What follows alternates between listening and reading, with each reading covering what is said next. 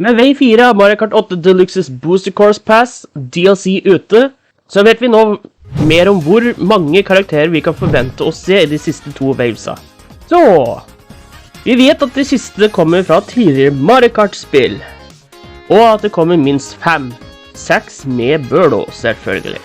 Så la oss gå helt tilbake til det første Mario Kart-spillet, nemlig Super Mario Kart, som har Donkey Kong Jr. Donkey Kong Jr. har aldri kommet tilbake til Mario Kart, for i 64 ble han replaced med Donkey Kong, med mindre du teller med Mario Kart Tour, hvor han er i 8-bit form, men jeg tror ikke han vil bli en av de siste. Og ja, jeg tror at dersom de er i Tour, så har de allerede en større sjanse for å komme til 8 Deluxe. Mario Kart 7 har Wiggler og Queen Bee, og så morsomt det kunne vært å se Wiggler på en Wiggler-kart, så tror jeg neppe at Wiggler blir en av våre 5 karakterer. Det samme vil jeg si for Queen Bee, siden både Wiggler og Queen Bee er ikke i Mario Kart Tour, og jeg tviler på at vi velger Queen Bee over en som er mer av en fan-favorite. Mario Kart Double Dash har 2 karakterer som ennå ikke er i 8 Deluxe.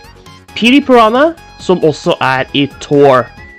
Og jeg føler meg rimelig sikker på at Petey kommer til 8 Deluxe når Piranha Plant Co. kommer, som kan være neste wave. Den banen har statuer og sånt av Petey Piranha, og er veldig Piranha Plant-focused. Derfor så må det være perfect å bringe inn Petey sammen med denne banen.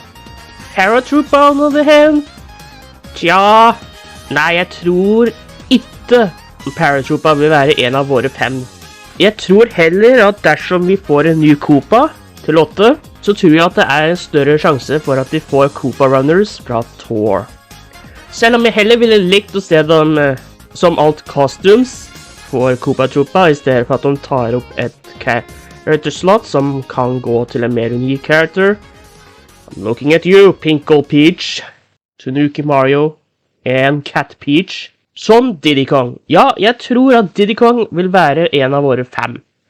Dersom vi får en Donkey Kong-karakter til, så håper jeg personlig at Dixie kommer sammen med Diddy. Ja, jeg vet at det er ganske høy demand for Funky Kong til å komme tilbake til Mario Kart, men med tanke på at Dixie og Diddy er i Tour, så tror jeg de har en mye større sjanse. Så enten Dixie, Diddy, eller bare Diddy.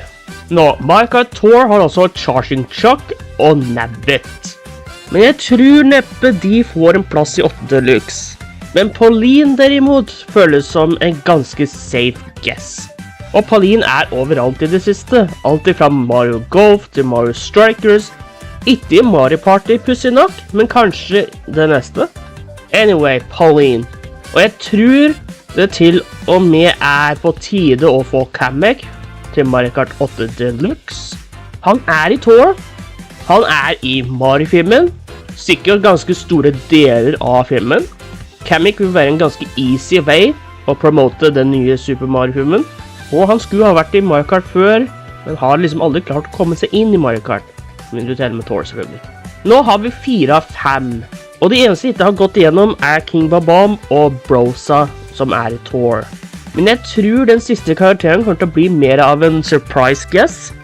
Og mellom King Bob-omb, Hammer, Fire, Ice, Boomerang, Bro og Rob. Ja, Rob. For dere som ikke husker, eller kanskje ikke vet det, så er han i Mario Kart DS. Den aller første non-Mario-karakteren vi noen gang fikk i Mario Kart.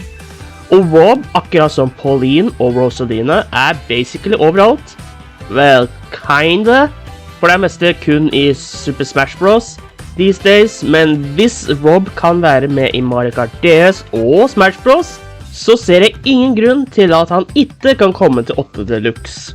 Men det er en main ting som holder han tilbake, og det er Mario Kart Tour. Rob er ikke i Tour, og selv om han kan komme dit senere, i løpet av året, så har jeg en feeling på at ikke kommer til å velge han. Selv om det hadde vært veldig stilig å sett Rob tilbake i Mario Kart. Men med nærmere ettertanke, hvem tror jeg har best sjanse mellom King Bob-omb, The Bros og Rob? Vel, jeg tror det Brosa. Og jeg kan se den funker som Birdo, Yoshi og Shy Guy, hvor at Hammer Bro blir the main guy, og Ice Fire Boomerang Bro blir alt.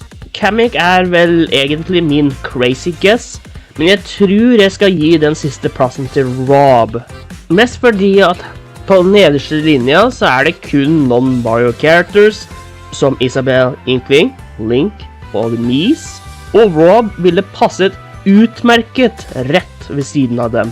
Men det også en arcade Mario Kart-spill, som Mario Kart GP, som har Pac-Man. Og enda så stilig det kunne vært å se Pac-Man, så tror jeg det for tidlig med non-Nintendo characters i Mario Kart. Ja, enda vi har Pac-Man, Sonic og Mega Man Mii-kostymer i Mario Kart 8.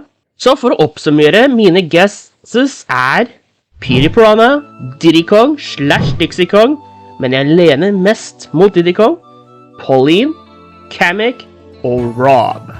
Dersom vi ikke får Kamek, så tror jeg at King Bob-Bomb en ganske safe second choice. Det og enten Dixie eller Funky Kong. Men de jeg helst vil se Dixie Kong, Rob, Pauline, Foreman Spike som en newcomer og special surprise. Og ja, la oss gå for Boo. Ja, Boo en item, og vi har King Boo, men jeg liker Boo. Boo godsinn, og jeg ville likt å kjøre som en Boo. Men hvis vi får en ny non-Nintendo character, og det ikke Rob, så vil jeg se Kirby. Fordi helt siden Rosalinas Smash Bros. Reveal, har jeg hatt veldig lyst til å se Kirby i Mario Kart. Men dette mine personlige valg. Hvilke karakterer tror du kommer til 8 Deluxe? Skriv det ned i kommentarfeltet. Og så skriv gjerne også hvem du vil se. Og så ses vi i neste video. Takk for at du så på.